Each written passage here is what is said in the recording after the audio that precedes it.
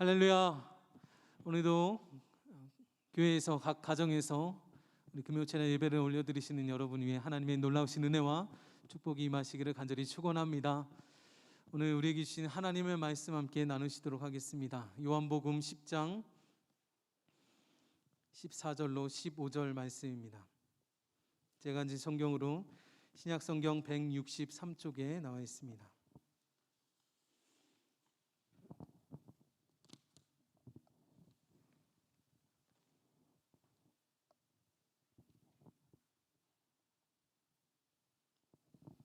요한복음 10장 14절로 15절까지 있는 말씀을 우리 함께 한 목소리로 봉독하시겠습니다. 시작. 나는 선한 목자라.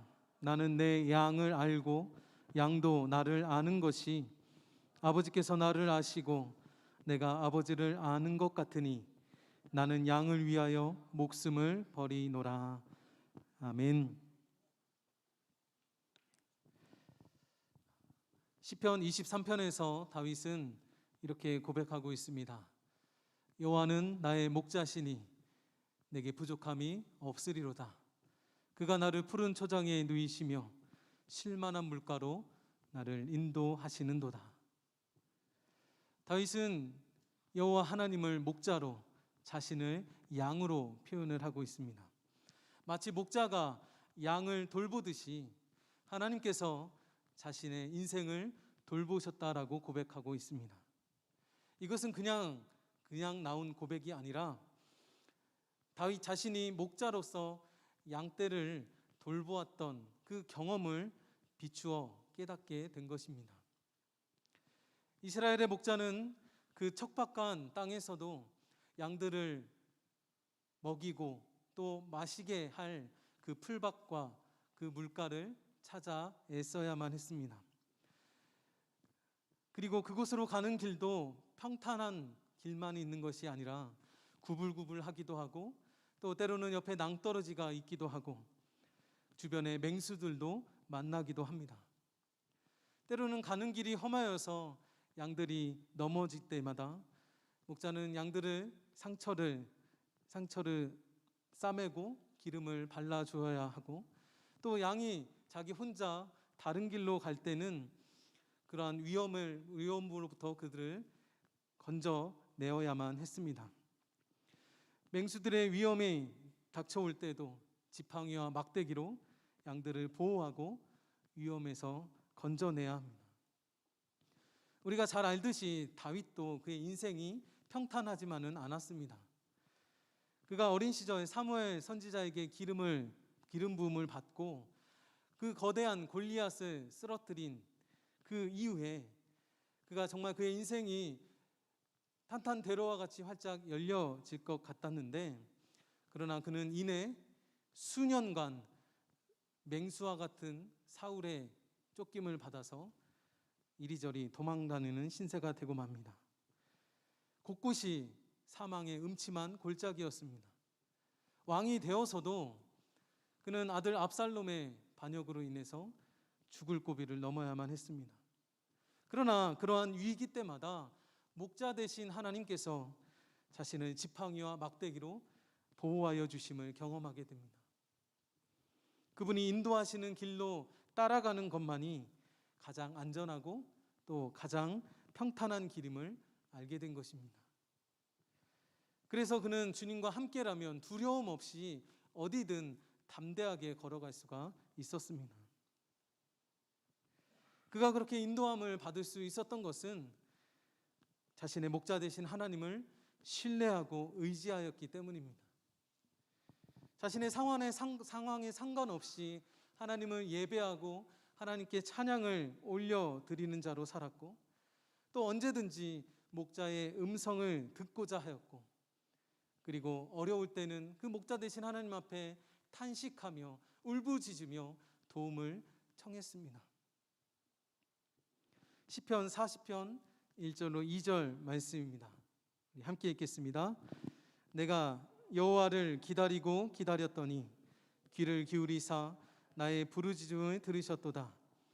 나를 기가 막힐 웅덩이와 수렁에서 끌어올리시고 내 발을 반석 위에 두사 내 걸음을 견고하게 하셨도다. 아멘. 수많은 양들이 있어도 목자는 그 양 한 마리 한 마리를 다 하나하나를 돌보고 있습니다. 이름을 부르고 그 각 양의 특색을 알고 형편을 알고 그 모든 사정을 다 알고 있습니다. 목자는 양이 우는 소리만 들어도 무엇이 부족한지 무슨 문제가 있는지 다 알아차리고 해결해 줍니다. 다윗에게 있어서 하나님은 바로 이 목자와 같이 자신을 아시고 자기를 돌보아 주시고 또 자신의 소리를 들어주신 것, 그것에 대한 경험이 있다는 것입니다. 그래서 양들은 목자와 함께 있을 때에만 안전하며 부족함이 없이 만족함을 느끼게 됩니다. 그렇기 때문에 양은 목자의 음성을 구별할 수 있고 또 언제든지 들을 준비가 되어 있다는 것입니다. 전에 어느 양떼 영상을 본 적이 있는데요. 주변에 관광객들이 양떼를 아무리 부르고 외쳐도 양들이 꿈쩍을 하지 않습니다. 들은 척도 안 해요. 더 큰 소리로 하고 더 이상한 소리로 하고 먹이로 유인해도 양들이 꿈쩍하지 않습니다. 그런데 목자가 나타나서 양떼를 한번 부르니까 양들이 쳐다봐요. 그리고 목자가 계속 양떼를 부르니까 목자 앞에로 다 모여드는 그런 영상을 본 적이 있습니다. 여러분, 왜 그럴까요? 어떻게 이 양들은 목자의 음성을 구별할 수가 있는 것일까요? 그것은 바로 이 양과 목자가 친밀한 관계를 이루고 있기 때문이겠죠. 이 친밀한 관계는 목자의 노력과 희생에서 비롯됩니다. 비가 오나 눈이 오나 바람이 부나 목자는 항상 양들에게 관심이 가 있어요. 양들의 소리에 귀를 기울이고 있습니다. 양들이 부르면 목자는 언제든지 달려갑니다. 목자에게 있어서 최고의 우선순위는 바로 양들입니다. 모든 관심이 오직 양들에게 가 있다는 거예요. 마치 갓난 아기가 엄마와 그런 친밀한 관계를 갖고 있는 것과 같습니다. 이 아기가 방에서 울면 엄마는 부엌에서라도 듣고 바로 곧장 달려가죠. 깊은 잠에 들었어도 아기가 울면 금방 깨서 아기를 달래주고 기저귀를 갈아주기도 하고 맘마를 먹이기도 합니다. 그런데 제 경험상 아빠는 좀 다르더라고요. 제가 큰애를 낳고 같이 한 방에서 같이 잤는데 일주일 정도는 아기가 우는 소리에 깼어요. 그런데 일주일이 지나고 나니까 더 이상 아기의 울음소리가 들리지 않아요. 그냥 저 혼자 곤히 잠을 자더라고요. 그런데 엄마는 달라요. 아기가 우는 기척만 해도 금방 깨서 아기를 달래줍니다. 그래서 때로는 아기가 막 울 때 제가 막 안고 얼르고 할 때는 계속 울다가 엄마의 손길만 닿아도 금방 그치는 것을 보면 좀 서운한 그런 마음도 들기도 하더라고요. 왜냐면 아빠도 딸을 사랑하는데 아빠의 마음을 몰라주는 것 같은 거죠. 그런데 정말 아빠와 엄마의 그 사랑은, 그 아이와의 친밀한 관계는 다를 수밖에 없다라는 것입니다. 여러분, 우리의 목자 되신 우리 주님도 저와 여러분의 기도 소리에 귀를 기울이고 계신 줄로 믿습니다. 주님은 언제든지 우리에게 달려올 준비가 되어 있으신 분이세요. 그러므로 우리는 기도를 통해 그분을 만나고 기도를 통해 주님과 교제하고 우리의 소리를 그분께 들려드려야 됩니다. 그렇게 친밀한 관계를 맺음으로 그분의 돌보심을 받는 그러한 삶을 살아가시길 간절히 축원합니다. 그럼 목자는 왜 양들을 그렇게 사랑으로 돌볼까요? 얼른 크게 잘 키워서 팔아 먹으려고 그럴까요? 털을 깎아서 팔고 양 고기를 팔고 그렇게 해서 자신의 배를 두둑하게 채우기 위해서 그렇게 양을 키우는 걸까요? 아니겠죠. 이러한 욕심으로 양을 키운다면 그 목자는 사꾼 목자일 것입니다. 사꾼 목자에게 있어서 양들은 그저 자기 배를 불리게 하는 재산에 불과합니다. 그러나 선한 목자는 그렇지 않습니다. 그가 양을 돌보는 이유는 단 한 가지, 양을 사랑하기 때문입니다. 우리 예수님은요, 요한복음 10장에서 자신을 가리켜 나는 선한 목자라고 말씀하고 계세요. 그리고 저와 여러분을 양으로 여겨 주십니다.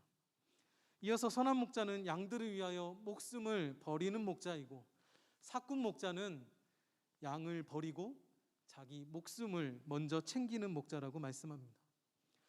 그리고 이어서 또한 이렇게 말씀하십니다. 요한복음 10장 14절로 15절 말씀인데요, 우리 함께 읽겠습니다. 시작. 나는 선한 목자라. 나는 내 양을 알고 양도 나를 아는 것이 아버지께서 나를 아시고 내가 아버지를 아는 것 같으니 나는 양을 위하여 목숨을 버리노라. 아멘. 선한 목자이신 예수님은 저와 여러분을 알고 계세요. 양된 우리도 선한 목자이신 우리 주님을 알고 있어요. 마치 성자 예수님과 성부 하나님의 관계처럼 하나인 것처럼 친밀하다는 거예요. 그럼 어떻게 이러한 친밀한 관계를 이룰 수가 있었을까요? 우리가 이 관계를 맺기 위해서 어떠한 대단한 노력을 했나요? 우리가 열심을 다하고 힘써서 주님과 친밀한 관계를 맺기 위해서 한 것이 있을까요? 아닙니다. 그것은 바로 우리 예수 그리스도의 희생 덕분입니다.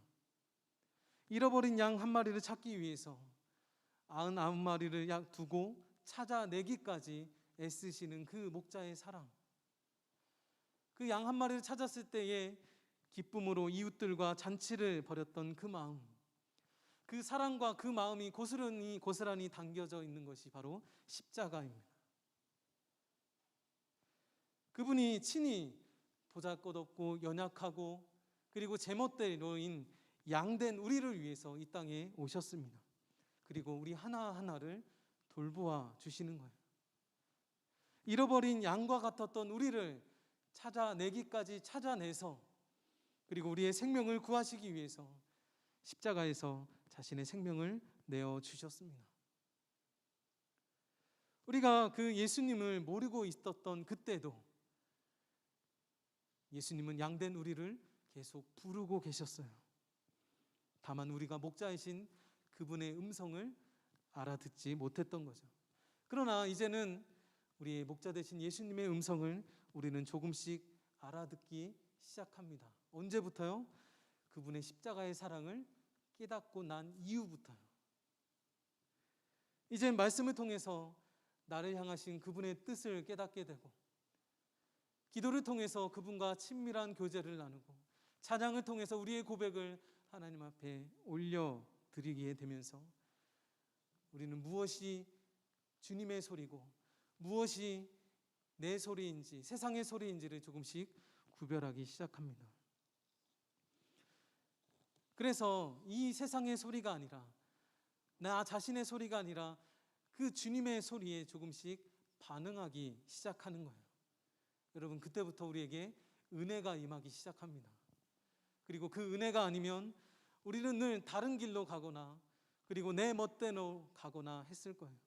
그 은혜가 아니면 우리는 여전히 절망의 골짜기에 빠졌거나 아니면 이리저리 방황하는 삶을 살아갈 수밖에 없었을 것입니다. 여러분, 지금 이 순간에도 우리의 선한 목자 되신 주님의 모든 관심은 저와 여러분에게 향해 있습니다. 여러분, 이것을 꼭 기억하십시오. 혹 내가 그분의 울타리에서 멀어질 것을 두려워하지 마세요. 주님이 나를 외면하시지는 않으실까 그렇게 염려하지 마세요. 이런 나의 죄된 모습을 아시면서도 나를 사랑하실까 의심하지 마세요. 우리 주님은 그 모든 것을 아시면서도 우리를 사랑하시기에 선한 목자로서 목숨을 버리셨습니다. 단지 우리를 살리시기 위해서, 그저 우리와 영원히 함께 있고 싶으셔서 그렇게 십자가를 지셨습니다. 저는 요즘 비대면 대신방을 하면서 조금은, 아주 조금은 우리 주님의 마음을 알 수 있을 것 같습니다. 한 가정 한 가정 찾아가서 현관문에 손을 대면 주님이 주시는 마음이 있습니다. 내 양을 정말 만나보고 싶은 마음, 내 양의 상태를 살피고 싶은 마음. 많이 힘들지는 않을까? 어디 아픈 데는 없을까? 뭐 부족한 거는 없을까? 뭐 도와줄 것은 없나? 정말 걱정되고 안쓰러운 마음이 들어요. 또한 그 양이 있는 이 가정에서 주님은 예배받기를 원하시고 기도를 듣고 싶으시고 늘 그 가정에서 양들과 함께 교제하고 싶다는 그런 마음이 듭니다. 친밀한 교제를 원하고 계시는 거예요. 이 마음이 지금 여러분을 향한 주님의 마음이겠구나, 그렇게 그런 생각이 듭니다. 그리고 여러분을 위해 목자된 심정으로 기도하시는 담임 목사님과 모든 교육자들의 마음이라 생각이 듭니다. 지난주 비대면 대신방을 돌면서 저희 파트너인 김창현 전사님의 간증을 듣게 됐는데 그 은혜가 너무 커서 제가 대신 여러분과 나누려고 합니다. 너무 추웠던 지난 금요일, 성교구 목사님과 교우들의 가정을 신방했다. 문이 열리지 않는 신도시 아파트 입구에서 추위와 싸우며 신방을 했지만 너무 감사했다. 비록 얼굴은 뵐 수 없으나 이렇게라도 교우들 가정을 신방하며 축복하고 기도할 수 있는 것이 감격스러웠다. 그날 금요 철야 예배를 마치고 개인 기도 시간에 주님의 만지심이 있었다. 영하의 맹추위에다가 전날 내린 눈으로 얼어붙은 길을 걷는 우리와 동행하시는 주님이 느껴졌다. 환히 웃으시며 기뻐하시는 주님이 우리와 같이 교우들의 가정을 신방하고 계셨다. 아, 혼자가 아니구나. 주님이 앞서서 우리를 인도하고 계시는구나. 우리 교회를 사랑하시고 주의 백성을 눈동자와 같이 지키심에 감격스러웠다.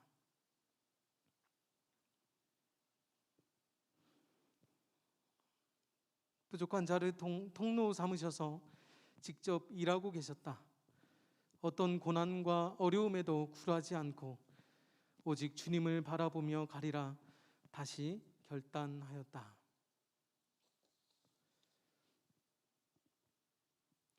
여러분, 선한 목자 되신 우리 주님이 우리와 늘 함께하고 계십니다. 우리를 앞서서 인도해 가시며 우리를 돌보고 계십니다.